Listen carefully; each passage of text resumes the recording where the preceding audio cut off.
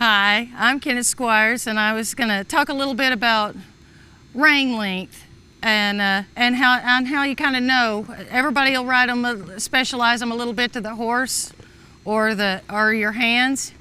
But for me, for one thing, I like a little bit wider, always leather rein. That's what I like. I like the feel of them. These aren't hugely wide, but they're not so light that you don't know where they are. And I'm going to let them out a little bit if I'm going to go ride them in the pasture. And if I'm going to take them and actually use my horses, I want this rein to be where when I get on them, it's not pulling them over backwards. They can give. But also, I've always got a hand on the rein when I get on a horse. When I get on, they're not going anywhere if I do it right.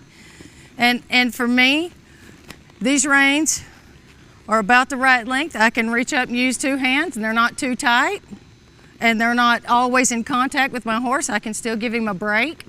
This is a very short-necked horse, so it doesn't take much rein on him. When you see you got that, you got to take them up.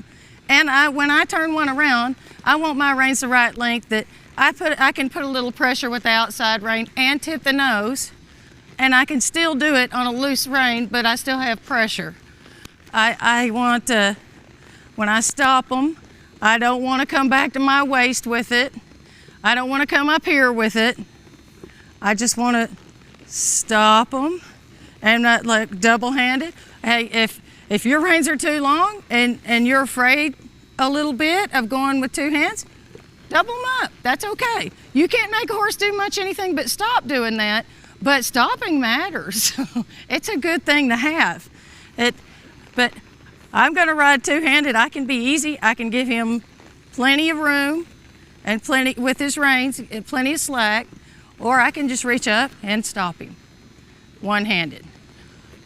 I want the extra space. When I'm running, I take my reins up shorter. I don't want a lot of bouncing rein for my horse to think maybe I was giving him a cue. But to ride around in general on most horses, this is where I want my reins. And I want them short enough that I can still do something with them when I need them to. And as far as one and two hands, that's a matter of the horse I'm on the day it's given. But generally, if I think my horses are really balanced, that's when I trust them.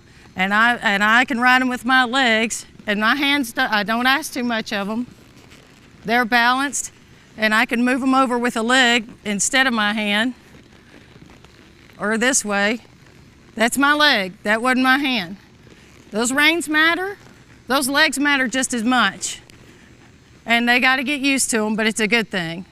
When I lay my reins down, I want them to be long enough that my horse knows I gave him some slack, and he's going to sit still as long as these reins are on his neck, if everything's like I want it to be. And too long is always a mistake.